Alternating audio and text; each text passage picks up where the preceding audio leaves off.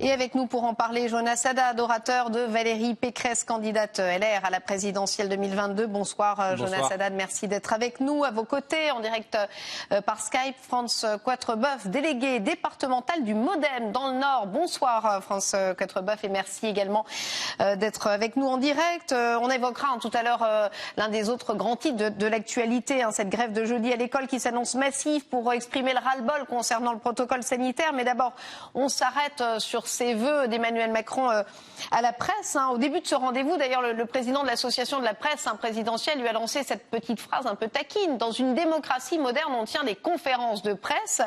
C'est vrai qu'au début de son mandat, Emmanuel Macron ne voulait pas vraiment tenir ce genre de rendez-vous. Il était en campagne, il s'agissait de se rabibocher avec les journalistes. France Quatrebeuf. Je ne perçois pas ça sous cet angle. J'ai plutôt l'impression que la situation actuelle étant difficile, compliquée, tendue, mouvante, un cadre institutionnel, comme il l'a dit d'ailleurs, peut s'avérer utile parce qu'un peu de solennité, un peu de sérieux, dans une époque où tout le monde dit un peu n'importe quoi sur n'importe quel support, ne peut pas être critiqué. Donc je pense qu'il a raison de s'institutionnaliser parce que cela ennoblit la fonction. Jonas Haddad. J'ai écouté avec attention ce que dit l'intervenant précédent et ce qu'a dit le président Macron depuis des mois. C'est la personne qui fait des TikTok en t-shirt pendant l'été. C'est la personne qui dit qu'il emmerde les personnes qui sont non vaccinées. Donc pour le cadre institutionnel, on repassera. Je pense simplement que M. Macron, et il a raison d'un point de vue stratégique en tout cas, il essaye de jouir à la fois de la position de président et de la position de candidat. Mais cette double casquette, elle ne va pas tenir très longtemps. D'ailleurs, le président des Républicains, Christian Jacob, a demandé des comptes dès aujourd'hui sur les déplacements du chef de l'État, parce qu'on voit bien qu'il est en campagne. Il fait des chèques à tout le monde, il s'adresse à tout le monde comme s'il était en campagne, et pourtant rien n'est comptabilisé. Donc à un moment, je comprends ce que vous dites sur le cadre institutionnel, mais s'il y a bien une personne qui a cassé les codes de la communication présidentielle, on l'a vu lors de la fête de la musique à l'Élysée, je le rappelle, avec des images qui nous marquent encore. On l'a vu lorsqu'il était à Saint-Martin avec ces délinquants qui faisaient des doigts d'honneur. Je pense que s'il y en a bien un qui n'était pas dans le cadre classique, c'était bien Emmanuel Macron. France Quatrebeuf, vous comprenez tout de même que ça agace un petit peu les amis républicains. Ils ont peut-être plus de mal à afficher leur candidate, d'ailleurs comme tous les autres candidats, alors qu'Emmanuel Macron, lui, se paye peut-être une tribune de luxe en ce moment, alors qu'il n'est pas encore déclaré officiellement candidat, alors que tout le monde sait qu'il va se représenter. Il n'y a pas une concurrence déloyale ? Oh, vous savez, la vie politique, c'est un éternel recommencement.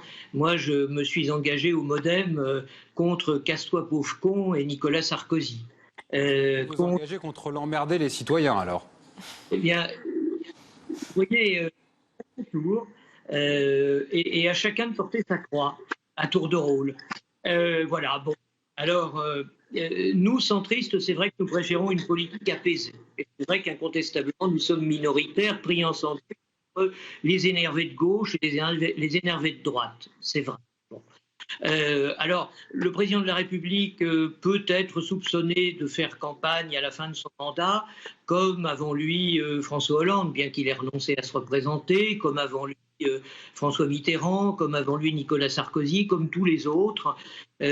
Voilà, bon, bah, écoutez, c'est tout, c'est comme cela, on peut être d'accord, on peut le critiquer, mais le prochain président fera la même chose. Enfin, si comme nous le souhaitons, Emmanuel Macron est réélu, la question ne se posera pas dans 5 ans et nous aurons des candidats tout neufs à présenter au suffrage des Français. Alors au cours de ses vœux, en tout cas, revenons à ses vœux à la presse, Emmanuel Macron, c'était le sujet, a parlé de l'évolution du métier de journaliste et de ses dangers. Il a d'ailleurs lancé cet avertissement, écoutez.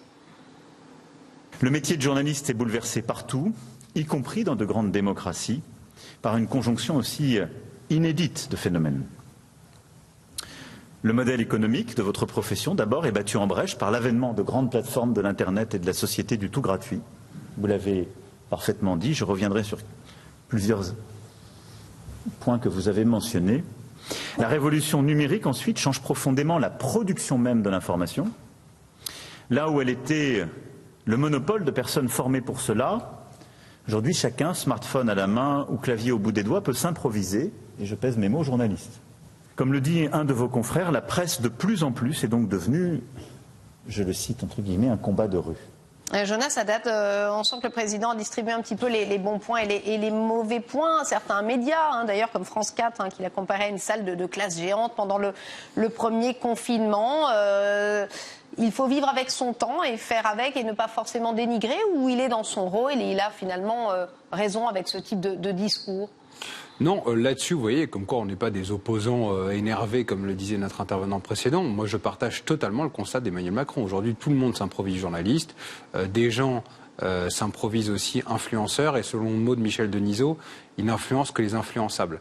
Et effectivement, il y a de plus en plus de personnes qui croient à des théories qui sont ridicules, véhiculées par des gens simplement au motif qu'ils ont beaucoup d'abonnés. Et donc, c'est le rôle, là, pour le coup, d'un président de la République. Et je trouve que c'est bien qu'il y ait eu une réflexion autour de ça, de s'intéresser à ces nouveaux modèles. Parce que sinon, effectivement, ce sera des théories qui seront pernicieuses, qui auront d'ailleurs un impact sur la démocratie. Parce que c'est effectivement en voyant des fausses rumeurs, en voyant des fausses informations, que les gens vont se décider, et de plus en plus. D'ailleurs, c'est pour ça qu'au sein de l'équipe de campagne de Valérie Pécresse, on s'occupe d'une cellule qui s'appelle la cellule Riposte.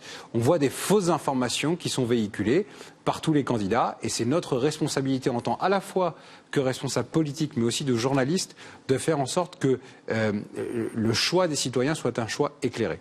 François Quatrebeuf, il a raison de s'inquiéter. Emmanuel Macron, ça va être l'un des grands dangers, ce que vient de nous décrire Jonas Haddad et ce que nous a décrit Emmanuel Macron, le grand danger de cette campagne 2022. Mais en réalité, ce qu'il demande, c'est de faire entrer l'ensemble des acteurs de l'information dans le cadre législatif de la loi de 1881. Il n'y a pas de droit sans devoir, c'est-à-dire que tout le monde peut s'exprimer librement, mais à condition de respecter le cadre de la loi de 1881.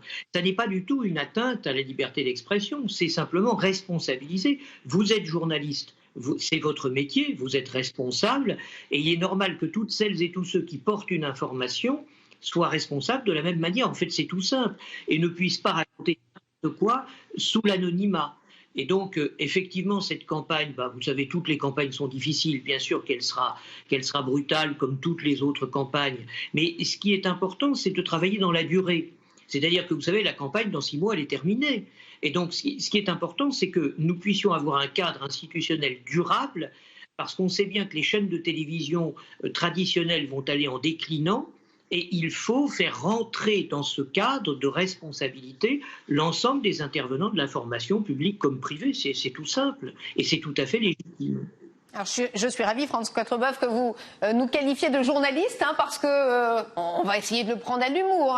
Le président a parlé de la naïveté, je cite, de la France, de laisser, on l'a entendu tout à l'heure, je cite, les puissances étrangères, on se sent un petit peu visé, faire leur propagande comme des journalistes qui sous-entendraient qu'on ne l'est pas vraiment. Je précise au président de la République que nous avons une carte de presse et qu'on applique notre métier, qu'on exerce notre métier le plus honnêtement possible. Je tenais à le préciser. Et ça serait d'ailleurs aux journalistes entre eux de faire le tri entre les médias fiables ou non. On va écouter Emmanuel Macron. Nous ne sommes pas naïfs. Il ne s'agit pas que de qualité de l'information. Il s'agit aussi de savoir nous protéger, là aussi, contre des ingérences de puissances étrangères dont les intentions sont très claires et qui profitent de la pleine liberté que nous leur laissons. Alors même souvent que ces mêmes puissances vous empêchent de diffuser ou d'exercer votre profession sur leur territoire. Commence à se développer à cet égard des processus d'autorégulation, de certification qui sont portés par vous-même, par vos représentants, pour travailler avec les rédactions, avec les journalistes, pour aider les citoyens, les acteurs privés, les plateformes, les annonceurs, les acteurs publics, les régulateurs aussi, et pour identifier les médias fiables. Fiables parce que le processus de production de l'information répond à des critères déontologiques de base. Donc les journalistes qui se contrôlent, qui identifient les médias fiables, c'est une bonne solution, Jonas Haddad ?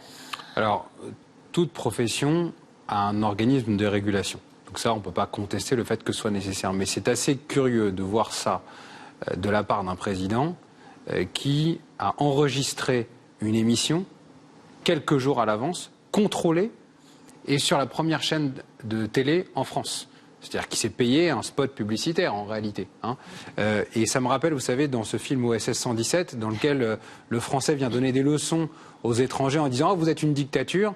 Et puis après, on lui dit « mais vous êtes vous-même avec un militaire à la tête de l'État et une télévision qui est contrôlée, qui était l'ORTF de l'époque ». Et il dit « oui, mais c'est la France du général de Gaulle ». C'est un peu ça, la France d'Emmanuel Macron. C'est qu'effectivement, parfois Emmanuel Macron, il utilise à plein les leviers de son pouvoir présidentiel pour contrôler et pour avoir un message qui est très contrôlé à son avantage.